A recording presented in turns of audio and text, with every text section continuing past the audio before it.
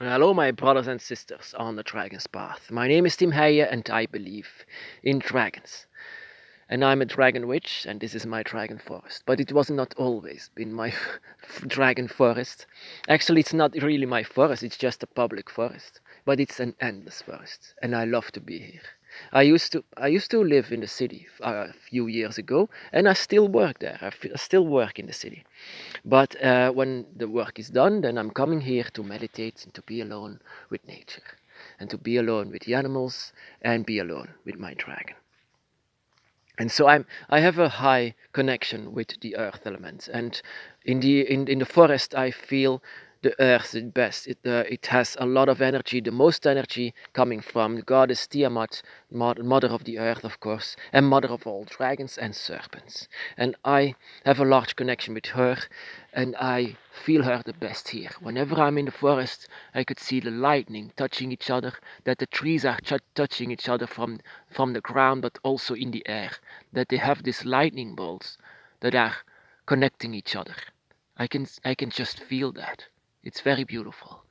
But like I said, this forest was not always where I've been in. I've been in the city, but I decided to go to the forest, and I didn't regret that. I mean, never, ever, for a second did I regret that, because I'm not that kind of a people person. If we would come together, and I would be very honest in this, it would be a moment of social awkwardness, because I'm actually very social awkward. The thing is that I can talk here, it is because that I'm talking to a cell phone. Even though I can feel energy through it, I can feel some kind of energy from dragons, but it's not from eye to eye. I would be very socially awkward, and that is the case with many of us. Don't lie. That is just what dragons are. Dragons are not that. Most of the time, not always, but most of the time, very from themselves. I mean, very um, independent. Let's say that. Um, and so, like I said, it was not always the case that I lived here. So I had to explore this. I had to explore this forest. I had to explore the villages, but the villages, I don't really care about the villages, and the people that live here is like, when you come from the city, it's like, yeah, it's a different world. A couple of hillbillies, you can say. Even Belgium, they don't even know what hillbillies are, but they are. Take it from me. And so I don't care about it. I only care about the forest, and the forest is where I do my meditation. I do my work for the dragon. I do everything here. I wanted to be with the dragon. I want to open gates and I want to explore. And so in my exploration, and I had to be honest, there were some times that I did not. That is for sometimes what I do. I don't follow the path all the time. I'm someone who follows the dragon's path, and the dragon's path is wherever you can go. But I do this in real life as well. Of course, I go off the path and try to not to destroy anything, but I want to be one with nature where humans don't go. And in order to do so, I want to go there. But I also, in order to find the ways and the paths in these forests, I wanted to know what's beyond all these branches and trees. I want to know more. And yeah, so um, it's led me to one of the first years that I lived here into, yeah, getting lost, and it was in the middle of the winter, and it was freezing cold. It was very cold. There was ice on the floor. It was very slippery, and I also fell on the floor, and it hurt a lot. My knee hurt, everything hurt. I mean, my head hurt. I was hungry. I was thirsty.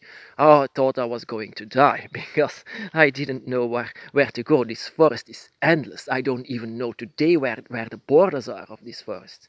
But in this place now, in this region, for very much kilometers, I know every tree now, but back in the day I didn't. So in order to explore, I became lost, and so it was getting dark. I fell on the floor. It hurt me every so it hurt me very much. It was full moon, lucky for that, but it was also a fog, a very thick fog, and my cell phone was not the same as I have now. It was a very old very small light that it had. It's a very old one. It didn't actually help me one bit. So in order to know where I am, I know that some of these pathways are signed. They have signs on it, so to know where you are. So I was searching for that. It was my only hope. So I came to find one. And it said so many kilometers before this little village. I said, oh, if I reach that, I'm saved. But the fog, the pain, everything was going against me. So, and I was skipping some blacks, and I was going the wrong direction again. I was going in circles. And yeah, I didn't know what I thought. Oh yeah, this is the end. Yeah, I have to sleep here if I survive the night, the freezing cold night. And yeah, then something happened. There is a legend in this forest. There is a legend about a guardian.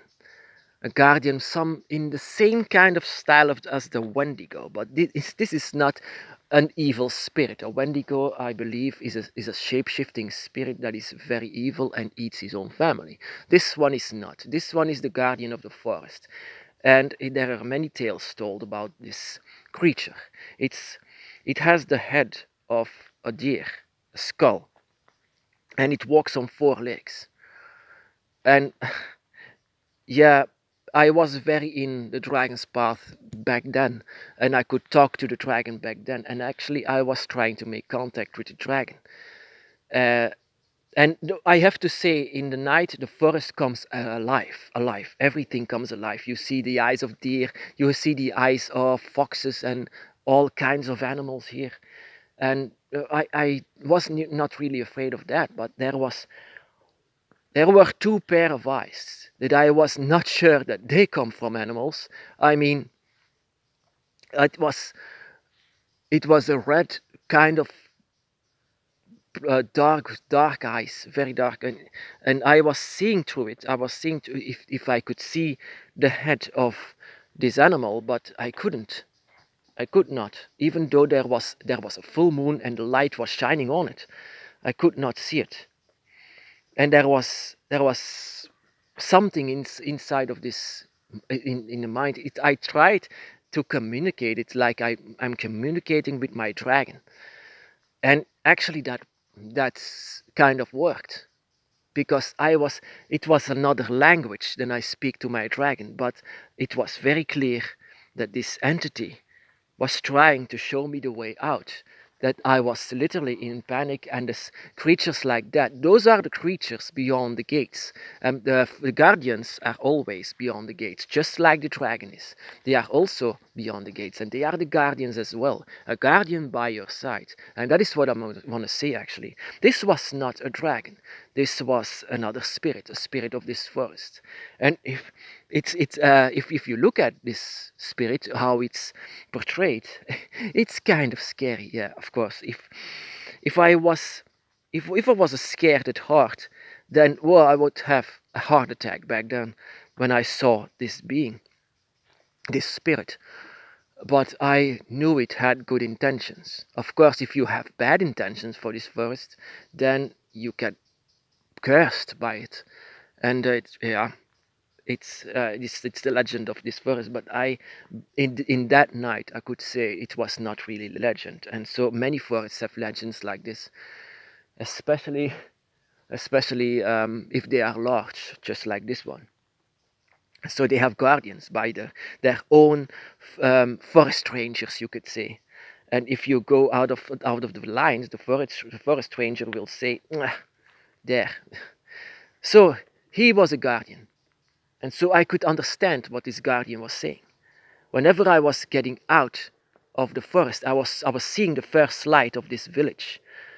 I could finally say, "Yes, I'm here," and the voice of this creature stopped, and so it was my dragon again. But it was before that I could communicate with another guardian, and that is what we can also do.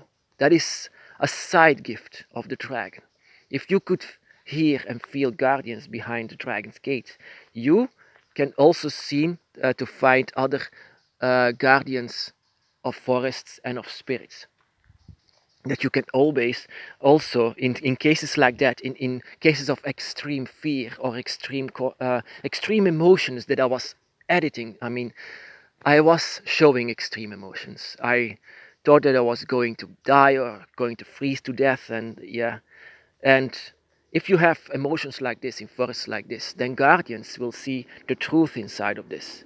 And the truth is actually that you are um, in danger. And that is what guardians are. Guardians are trying to protect. And guardians are trying to show you the way. And show you the way out of the forest in this case. And that was actually my first time that I was actually trying to get out of the forest for the first time. And so this is actually just a bit of my story of getting lost for the first time here, and my connection with the spirits of this forest that were here before I was. I, as a dragon witch, am a visitor to this forest.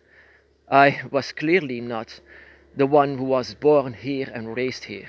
I was a visitor, and I tried to open the gates of the dragon in this forest, even though I was allowed to do so. I still am allowed to do so, because the dragon is also a guardian, and a guardian that wants to protect forests like this. If you don't have any bad intention, then why should you be afraid of them? Because they look like that? Of course, there are so many people who are afraid of the dragon. But the dragon's intention is not to harm. The dragon's intention is to protect themselves, you, the guardian, and the forests, I mean. Guardian of the forest, guardian of the elements. Why be afraid of the dragon? They only want to protect. Sometimes it's also protection against humans. Does that make them devils, demons of the forest? Of course not. They are the angels of it. I'm not going to get lost anytime soon, because I know now every tree in this region. I don't know where the borders are of this forest, but as long as my region here is, of course, as long as I know this place and the regions of and every village in kilometer of 20 or 30 or maybe 50, I know every tree. But before that, I didn't know anything. So yeah, just to share this story with you of this Wendigo of the forest in Belgium. But it's not really Wendigo, like I said. It had a lot of good intention. It was a guardian, just like the dragon is. My brothers and sisters, be blessed.